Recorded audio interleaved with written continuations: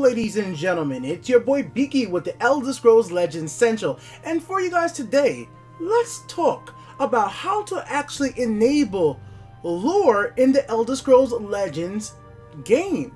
Now, as we all know, playing Legends is a lot of fun, but as it is based off a very lore-heavy series, the Elder Scrolls franchise, it's a little bit surprising that we don't get a little bit of flavor text on the card. The first time I saw a card like this one right over here, I was like, Tormentor, like, look at this. He's like beating the heck out of his Argonian. I would love to know what's actually going on here, some more information about the history. Now, of course, I've been able to look it up online. There have been a lot of people on Reddit that discuss the cards and give us that little flavor text we wanted. But a lot of us over time have said, it'd be really cool to have flavor text actually implemented in the game. But one of the biggest things that always comes up about when talking about flavor text is how to actually go about implement it. Well, I thought of doing something really fun today, and I've been really giddy about making this video because this is going to combine two things I've been wanting to do for a long time. Start up making custom cards for Legends again, and discuss about how to implement things into the game that's not currently there, that might never be added in the game, but it'd be fun if it does. So let's start about how to actually implement lore. And let's look at a custom card that I went ahead and made for the Elder Scrolls Legends. We're going to go into detail about how the card works and why that makes it the way it is after the fact, but let's talk about how lore could be implemented. So right here, here's a custom card that I went ahead and made for the Elder Scrolls Legend. Spirit of the 10th Eye. It's a neutral card, 8 magicka, 5 attack, 7 health, and it's a guard and it has its effect, right? So this card is filled up. Everything's filled up. So where would you actually implement the lore? So this is how I think the lore could be implemented in the Elder Scrolls Legends. Check this out, guys. Let's say you hover over the card.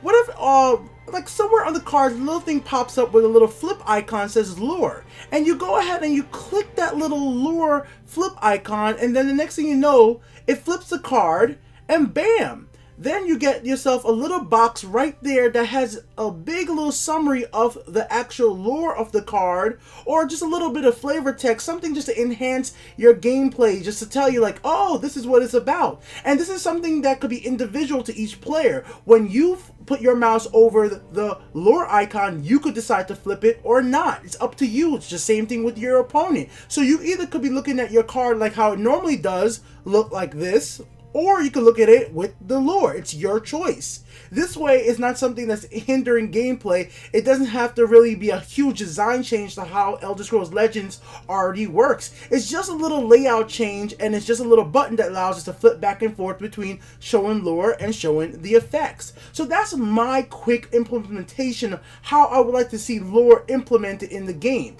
Now, of course, the lore doesn't even have to be this much written up. It could just be a little bit of flavor text telling us like, oh, this card is a part of the Argonian race, whatever it might be. Just something a little extra to add our enhancement of our enjoyment of the Elder Scrolls Legends. And I really would like to see that for a lot of cards because, as we know, man, there's a lot of cards like this that looks really cool, and we're just like, wait, what is this thing all about? And I'm sure there's people out there who've only played Skyrim and may not know about Dusk. You may not know about her. You may not know about what this card is about, where it's coming from. And I would love to know a little bit more background information of that, or Masters of Arms, or whatever it might be. Just find out some more stuff about certain cards that maybe I just didn't know about by just reading a little bit of flavor text, and it might just give us a little something else to do during the match. We've all been in a very long, drawn-out match versus a Ramp Scout or some other type of deck, and we're just sitting there waiting for their opponent to make their move.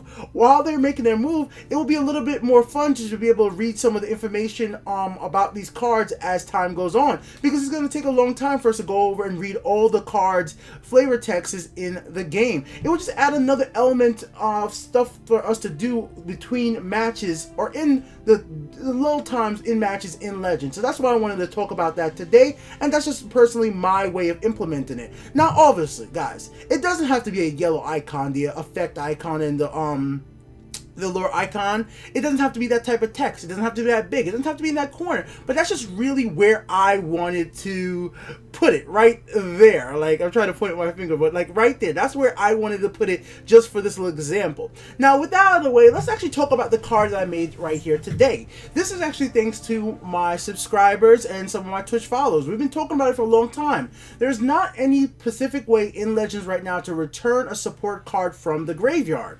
And why I thought this was kind of interesting, well, let's get into Legends itself and I will show you. So right here we have ways of returning actions from the graveyard. So, you know, like, great, she could take an action back, and I'm like, okay, that's great. We could take monsters back from the graveyard using a card like Soul Tear. So we have ways to get Soul Tear, monsters and actions back, but we have 0 ways of getting back supports. And I feel like that's something that is, well, not good.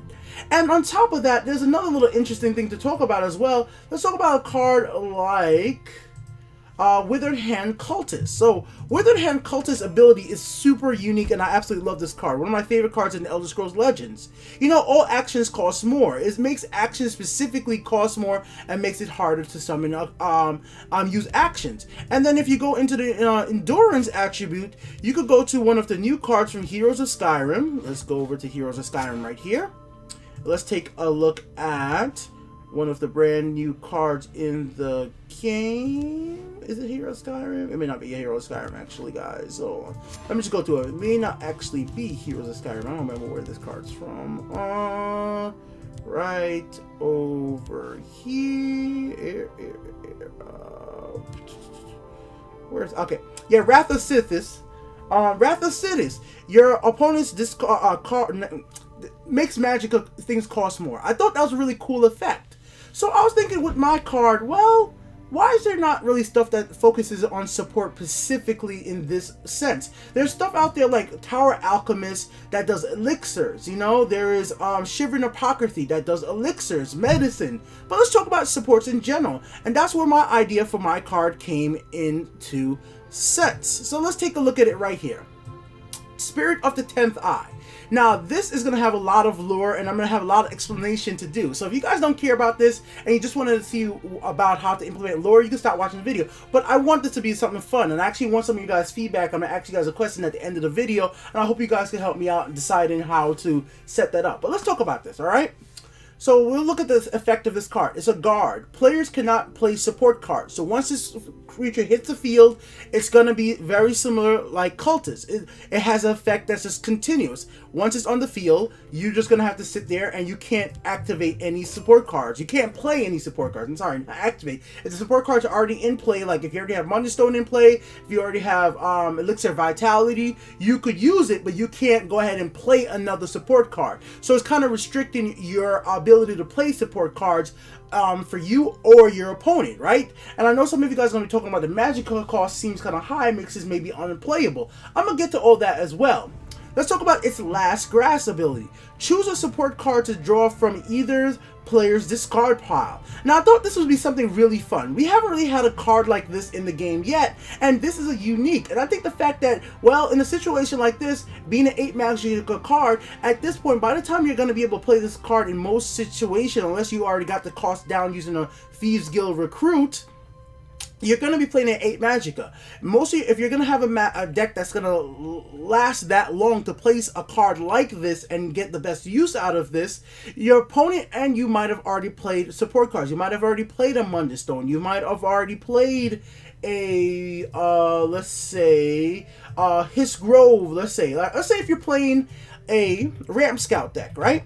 A Ram Scout will work really well with this. Let's say you play Ram Scout, your opponent is playing Archer. Your opponent has played 2 Bolivian Giants and got rid of your Hiss Groves, but you got the Magicka value out of it. It's turn 9. You could play this right there, and once it eventually does go ahead and die, you could choose to get back your Hiss Grove from your graveyard and replay it one more time, and then get your Leviathans once you get to 15 Magicka. It's situations like that where you might just need to get that one Hiss Grove back to win the match. But it doesn't always just have to be Hiss Grove. It could could be any support you want, because remember, it could be your opponent's graveyard as well. What if your opponent is playing a card like this and your opponent sends this to the graveyard? It's turn 7, you get to remove it using the Shadow Priestess, Giant, or whatever type of deck you might be playing. You set this goes to the graveyard and you can steal it back from your opponent once his last grass actually goes ahead and activates. Now obviously this card has lots of weaknesses. It's an 8 magical card with no direct huge impact summon effect. So once it's summoned, it doesn't have no huge impact on the board other than it being a guard, and it limits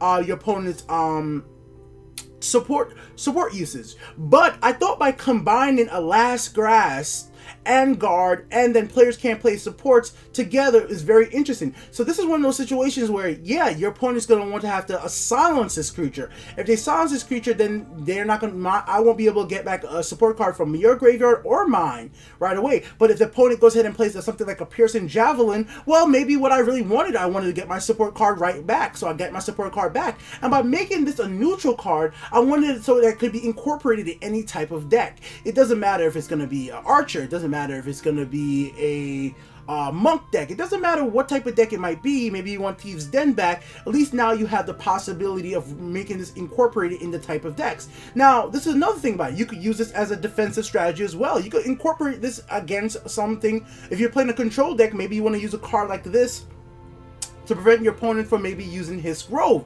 Who knows? It's all up to what you want to do. You could even combo this card with something like Dark Rebirth to get a support back from the graveyard if you personally wanted to, but yet keep it on the field as a guard as well. And another thing, if this card is silenced, it's still a 5/7. That's still a fairly decent amount of damage for a cost card. It's still going to be a threat and a body on the field. It cannot be just instantly taken out by a lightning bolt. It still cannot be instantly traded by most creatures in the game automatically, so it's going to take some work to get it destroyed, but that might as well work against you as well. If you are just playing this to get your support back, that's not going to be the best use for this card, and that's why I wanted this card to be a little bit complex. I didn't want it to be something that automatically just gives us back a card from our graveyard, a support that is from either player's graveyard. I wanted you to work for it. By it having 7 health, it almost works against a player if what they're actually going for is the last grass effect. If they're going for the last grass effect, they're going to have to think of ways to destroy their own creature. They're going to have to think of using a cruel fireball maybe to destroy it and get its effect. So use a cruel fly bloom on Spirit of the 10th Eye and gets its effect, so you could get that support card right back from the graveyard. But I want this card to be more than just getting a support back from either player's graveyard. It needs to have a direct impact on the board while it's there. It has to be a guard that defends you, and it's gonna limit your opponent's and yours ability to play supports after the fact. Now this is going, once again, it has a lot of synergy depending on how you get your cards. If you are playing a Ramp Scout, let's say you're playing a Ramp Scout and your opponents are playing a Ramp Scout. If you know you have this card in your deck, maybe you want to play out as many Hiss Groves as possible, soon as possible. Your first 2 cards might be Hiss Groves. So you now have 2 Hiss Groves and activated. You pumped up your Magicka. Once you wait another turn to have enough Magicka to play a card like this, or if you got it cheaper because you also play a Thieves Guild Recruit, you could play this, maybe preventing your opponent to play a Hiss Grove to pump their Magicka up, and now they have to pump their Magicka another way. It's just a lot of different ways I was thinking about this. Now as well, there's another situation of why I wanted this card to be 8 Magicka specifically. If we look at the neutral attribute right here, we have no 8 Magicka neutral cards. We stop at 7. And I was just like, you know what? If we're gonna have some, if we're gonna add more neutral cards, why not have a 7 Magicka? Make it unique and make it a legendary. Make it something that looks really cool. And I just need to do a quick shout out before I forget. The artist for the art on this card is Ryan. I'll have my computer even say it so you can hear it perfectly clear. Ray, sorry, not Ryan. Ray Letterer. So he actually works at Bethesda. He worked on a lot of the art books. He did a lot of art for the game Skyrim and all that. So this is like one of the things that was in the art book for Skyrim, and I just thought it really kind of fit, and I just combined a few different things to just make it like a little bit different. So definitely I didn't do the art. I just want to shout out the artist himself. I linked to his website so you guys can see his portfolio. It has a lot of cool Skyrim art on there as well if you guys want to check that stuff out, or if you guys are interested in, I guess, to make cool art related to the game as well, or even to make custom cards as well. So we get ourselves an 8 Magicka drop in the cool old neutral attribute. Now this card right here, being an 8 Magicka, it's in the exact line to be able in turn 12. You could even pull this off if it's in one turn if you needed to. You could play Spirit of the 10th Eye. You could play Dwarven Dynamo. If you have Spirit of the 10th Eye already out in the field, and then you play Dwarven Dynamo, pump this up to give this a 10 health and make this an 8 attack. You know, that's a huge advantage on a neutral card like this. Now, this is not a Dwemer. The reason this is a spirit card is what we're going to get into next. Let's talk about the lore of this card. Why is the card actually the way it is? And if you guys know, one of my favorite cards in the Elder Scrolls Legend is the College of Winterhold. So let's look that up. So one of my favorite cards right here, College of Winterhold, right? And this card links to the Spirit of the 10th Eye. It all links together because as well, if you play Elder Scrolls Legends, you will know there is a spell called, all right, hold on, sorry, a second, let me just make sure, okay, Vision of the 10th Eye. So there's a spell in the Elder Scrolls Legends called Vision of the 10th Eye. Let's take a look at what that spell does. I'll bring it up on screen for you guys right now so you guys can see it. Here's a little bit of it right from the wiki. So this is in the Elder Scrolls Legends. It's a master level illusionary spell. It says, see what others cannot. See what others cannot. See what is unseen, basically. So I figured, you know, this is a super powerful spell. The Vision of the 10th Eye. What is the 10th Eye? This is where I was getting my idea all day. I was like, well, you know, it's a spell, but I feel like the spell has to have an origin outside. And what is the 10th Eye? Why can you see, while using the spell, why can you see what is unseen? So that's where I was trying to get my lore for this card to come together. So let's actually talk about the lore factor of this card by bringing up the lore itself, and I'll try to explain what my thought process was when I was coming up with this. Now, once again, guys, this is just for fun. I'm not saying this is balanced or anything like that. It's just something I came up with on my own, and I just thought it was a cool little idea. If you guys think there's a better way to do it, feel free to let me know. If you think the lore should be different, I'm more than welcome to hear from what you guys think. All right. So let me bring this up. And also, if you use the College of Winterhold up to 10 times, you'll be able to get, well, a cool little spell. I'll show it to you guys right now. So here we go, guys. Here is the actual stats of Vision of the 10th Eye. Unfortunately, I don't have a screenshot or video of it. It's on my Twitter feed, but I have like hundreds of posts about Legends, and I don't remember how many months ago that I put up the video about actually getting the card. But anyways, once you use College of Winterhold up to 10 times using Tower Alchemist or Cloud Rend Keeper to keep the usage up, you'll get Vision of the 10th Eye. It's a 0 cost magic, a card, and it says put a random action in your hand. There were no more actions to fetch, so we gave you this, right? So I was like, the Vision of the 10th Eye, here's the actual spell from Skyrim, right? And I'm like, once again, like, this has to come from somewhere. Let's explore that for the lore. So here's my thoughts here, right? I'll just read what I wrote, then I'll explain it more. So, tales tell of a sorcerer who paid a price some believe far too great for the power he gained. The power of the 10th Eye. The ability to see the unseen. The ability to find and take what is seen. All of this without being seen. The price of such a power is a gradual loss of one's own whereabouts. So what do I mean by that? One's own whereabouts. Well, this is what I was thinking with the whole entire lore for this card. I wanted this card to be something of a risk-reward. Like, this is a spirit for a reason. This was once a scholar. This was once somebody who wanted to be a mage. Somebody wanted to gain knowledge.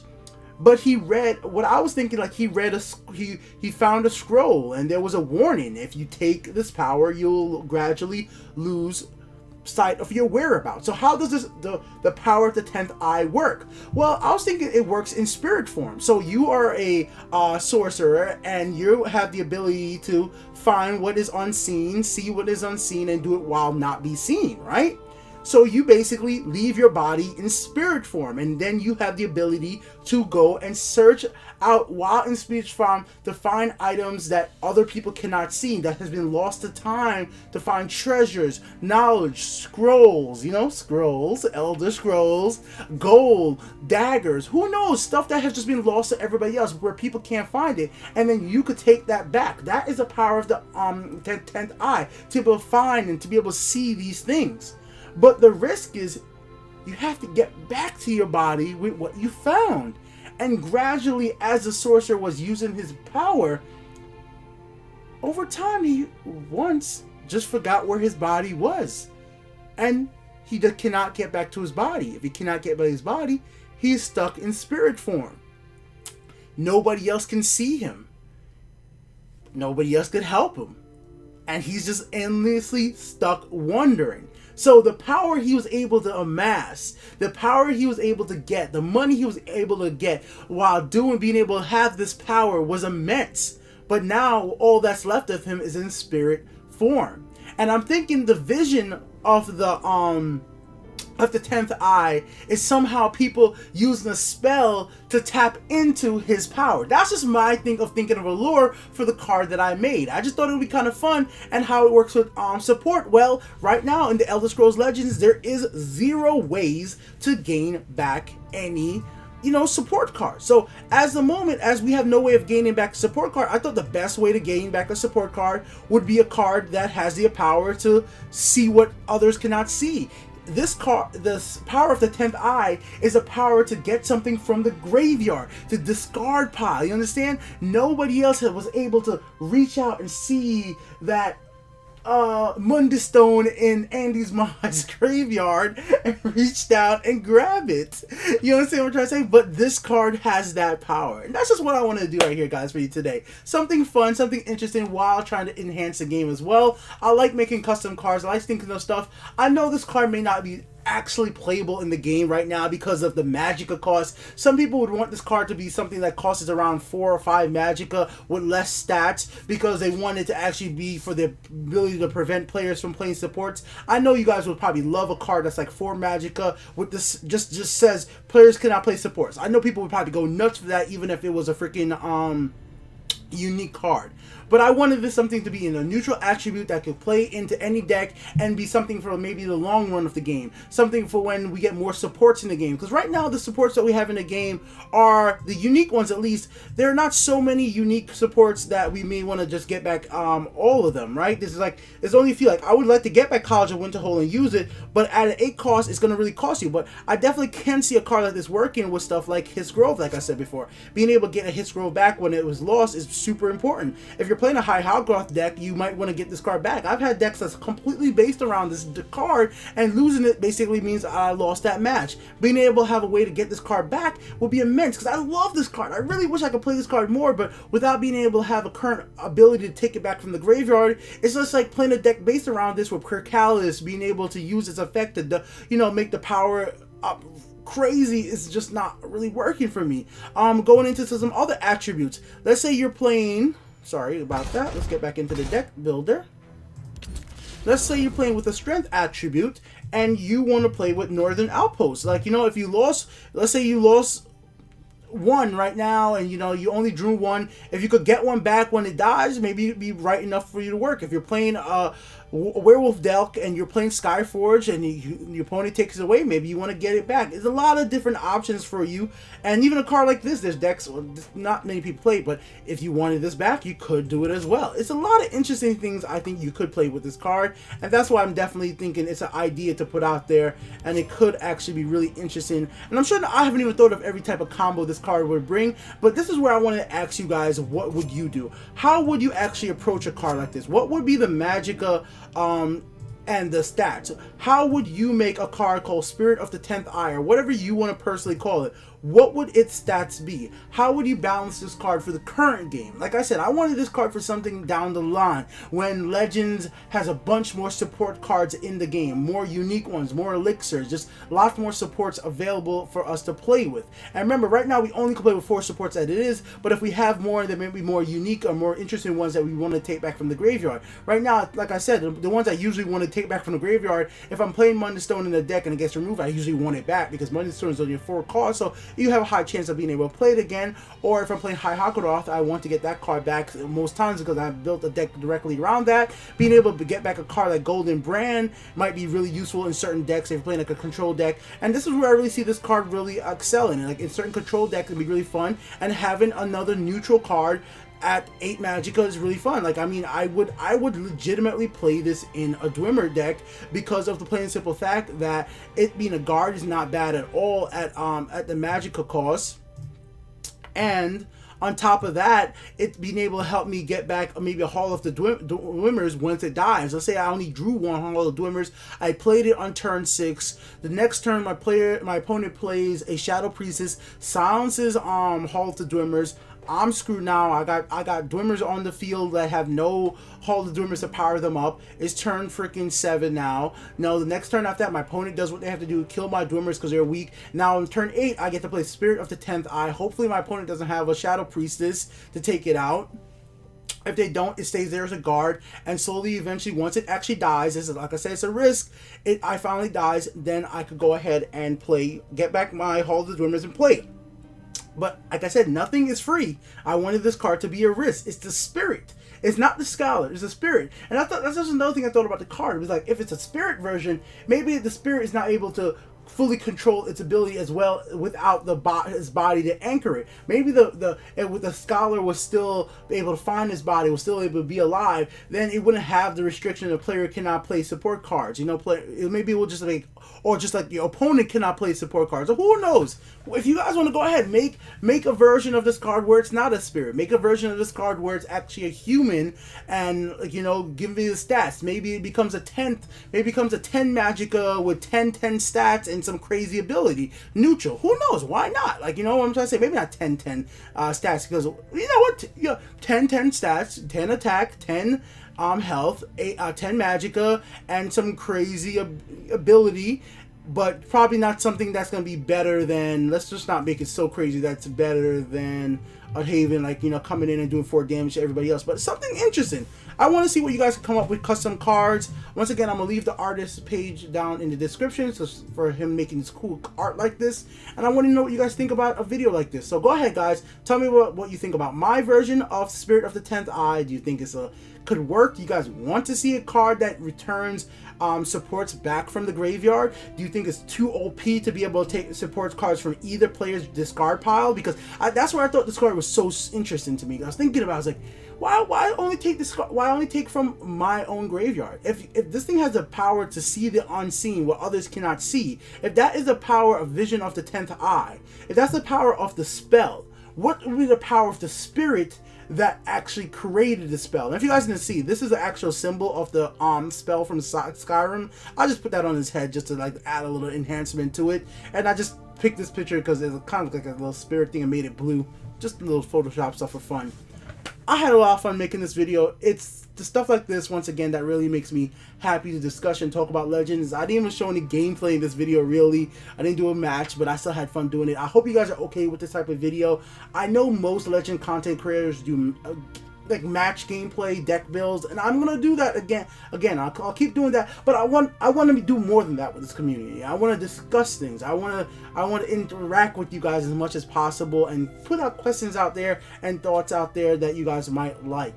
And definitely, if you guys don't know how to get, there's like lots of templates and stuff out there to help you guys make cards for custom cards. So if you make custom cards for Legends, feel free to link me down in the description, the comments, Imager, wherever you want to, Twitter. I'd love to see the custom cards you guys come up with. Till next time, comment below. Peace out, ladies and gentlemen. So thank you for watching.